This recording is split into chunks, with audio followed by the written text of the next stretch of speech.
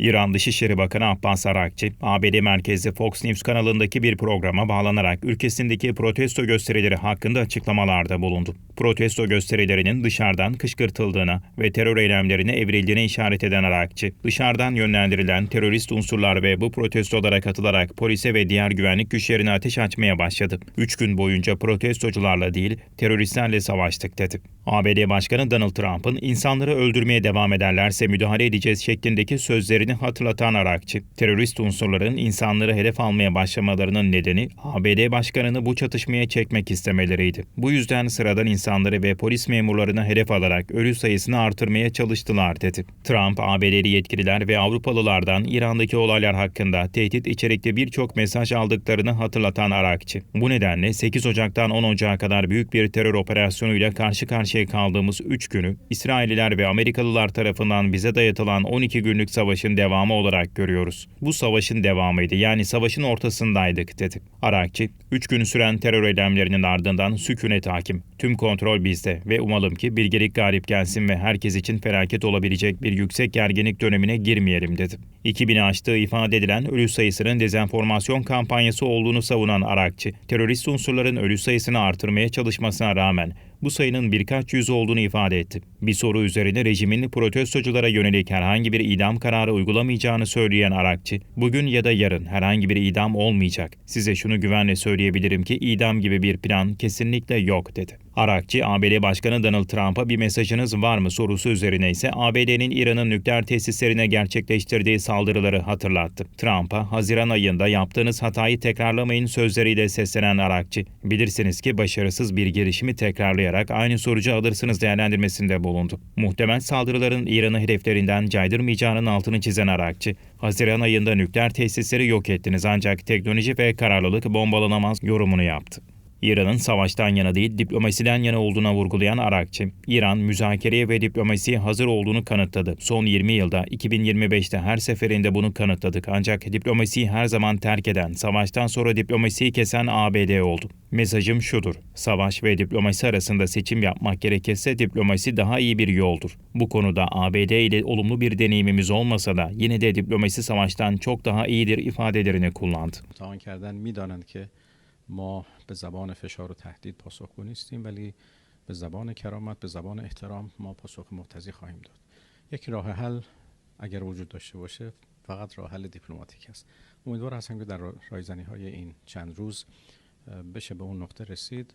خب در غیر این صورت جمهوری اسلامی ایران اقداماتی رو که باید اتخاذ میکنه. ما هر ساله در مجمع عمومی سازمان ملل حاضر میشدیم و از این تریبون بین‌المللی برای بیان مواضعمون و دفاع از حقوق مردم ایران استفاده کردیم. هر ساله خب این وجود داشته. امسال اما دو تا ویژگی داره، یکی این که 80مین سالگرد تشکیل سازمان ملل هست و از اون مهمتر این که اولین سالی هست که بعد از حمله به اصطلاح رژیم صهیونیستی و آمریکا و اون تهاجم و تجاوزی که به ایران انجام شد ما در مجمع عمومی حضور پیدا میکنیم.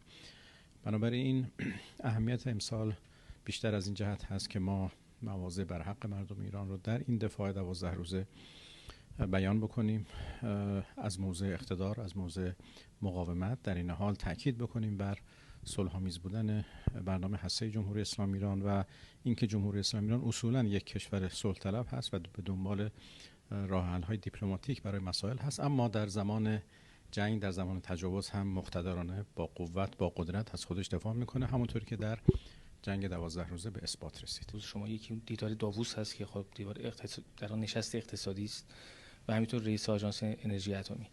راجع به این دو مورد هم اگر که بفرمایید که چه در واقع مواضع و مواردی مد نظر ایران هست در این نشست.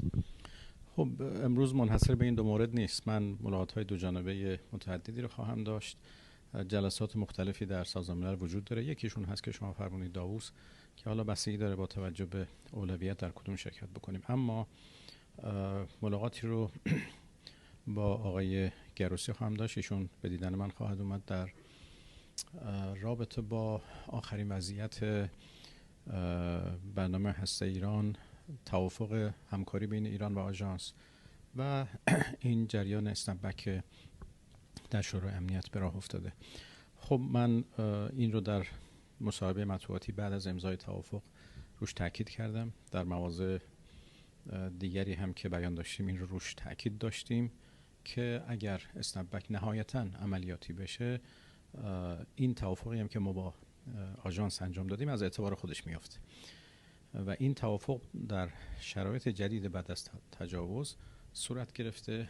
اگر اسنپبک صورت بگیره باز ما با شرایط جدیدتری مواجه هستیم و عکس العمل ایران، واکنش‌های ایران به اقدام مخربی که 3 کشور اروپایی در شورای امنیت شروع کردن، اگر این اقدام به نهایت برسه